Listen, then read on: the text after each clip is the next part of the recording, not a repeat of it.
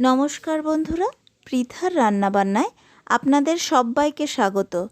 আজ আমি বানাবো গোবিন্দভোগ চালের ফেনা ভাত। প্রেসার কুকারে খুব কম সময়ে কিভাবে ফেনা ভাত বানাবেন সেটাই আজ আমি দেখাবো। চলুন দেখে নেওয়া যাক এটা আমি কিভাবে বানাই।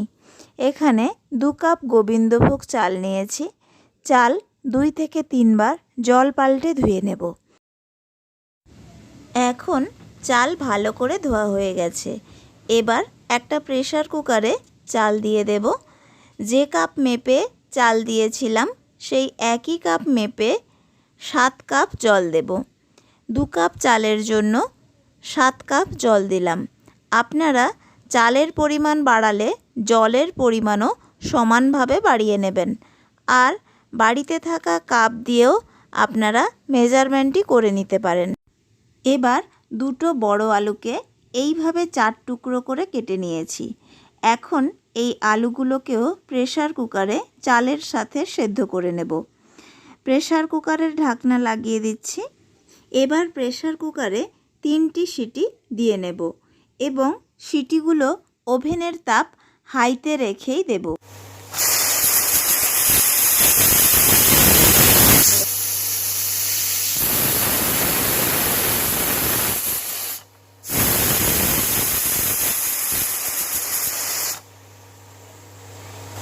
দশ মিনিট পর প্রেসার কুকার খুলে নেব। এবার 2টো ডিম হাফ বয়েল করার জন্য বসিয়ে দেব।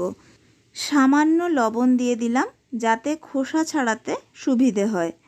এবার ঢাকনা দিয়ে রাখবো 6 মিনিট। 6 মিনিট পর ওভেন বন্ধ করে দেব। এখন ডিম সেদ্ধ হয়ে গেছে, খোসা ছাড়িয়ে নেব।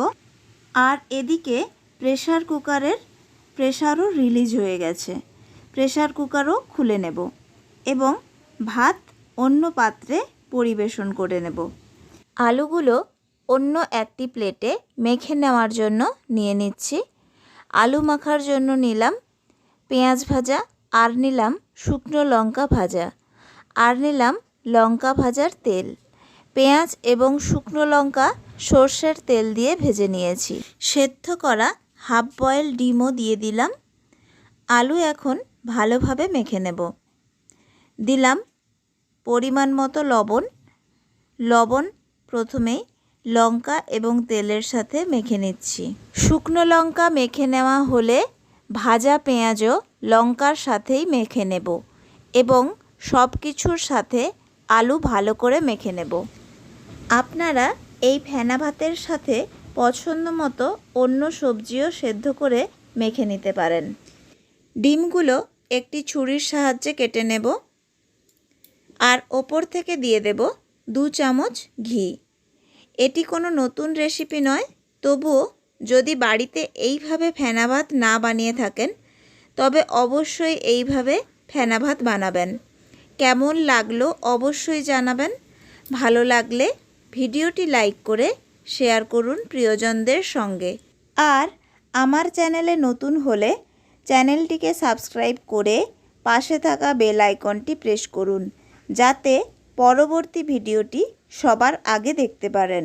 ধন্যবাদ ভিডিওটি দেখার জন্য। ভালো থাকবেন, সুস্থ থাকবেন।